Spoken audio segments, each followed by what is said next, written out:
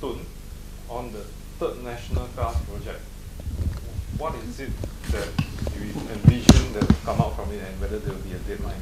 I have explained this umpteen times, that the national car project was an engineering project. We want to increase the engineering capacity of this country. Malaysia is a country of consumers. They don't know how to produce anything. I went to China. In China, it's not about consumption. It's about being able to produce things by themselves. But not in Malaysia. In Malaysia, we want to buy European cars or Japanese cars because they are better. How can we ever be better if we don't have any industry ourselves? So if you want to be a country of peasants planting rice and catching fish, okay, we'll do that for you. Don't have any industry, because industries sometimes lose money, lots of money, you see. So let's be paddy farmers and nelayan, fishermen. That's all we can be. If you like, if that is what you vote for, okay, we'll do that. Many countries have different production industries. For example, South Korea has Samsung, China has IoT. But why are you so focused on having cars? Why is the car industry so important to you? Car industry needs 4,000 parts to make a car. If I give you 4,000 parts and ask you to make a car, you cannot do it. You must learn how to produce the parts, how to fit the parts. Because when you learn that, you are learning engineering. And when you know how to produce the components, you can produce components for other machines, components for other cars in other countries. And then when you learn how to put the car to get the pieces together to form the car, it is what manufacturing is all about. Manufacturing is about creating things from pieces so that they can work. And you don't know how to create things, how to produce things, you can't put them together. So you learn a whole lot of things, practical engineering from building a car. Well, you can choose to build a train if you like. But a train, who is going to buy the train?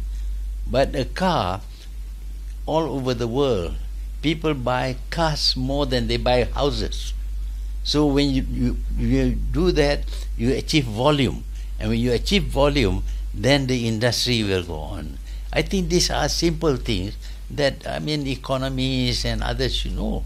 Why do we go for the cars? Because the car market in the world is biggest. Despite the car being very costly, people spend money on cars. You see? In China, produces 27 million cars a year. But how do we ensure that we can penetrate the global market and not go the way like Proton did, where it required several bailouts? Yeah, I have maintained that when an industry is in its infancy, you have to protect it. Japan protected, Korea protected, China is protecting, even Germany and Europe, they are protecting indirectly, not through taxes, but non-tariff barriers and all that. They protect their products. But we open our market to everybody. If you don't believe me, you go and see what kind of cars are in Malaysia, and you can go to any other country. You go to Japan, you don't see any but Japanese car. You go to Korea, you see Korean cars. You go to China, all the cars there are made in China. But Malaysia, we are great believers in globalization. We open up to everybody. We don't collect taxes, and we are going to be very poor. So you're saying that Proton could have succeeded if we had not opened? Well, we should gradually stop protection. Protection should be minimal.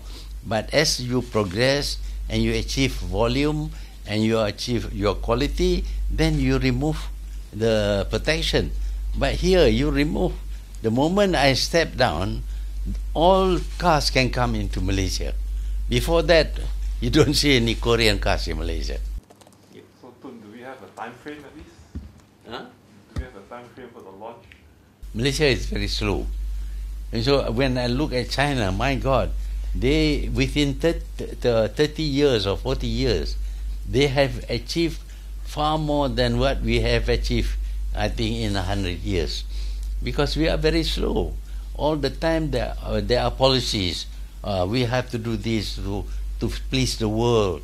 This is a globalized world. We must have a borderless world. We must be tax-free. All these things. They say tax-free, but they have other non-tariff barriers. But we are not smart, you see. We open up because then you get a pat on the back.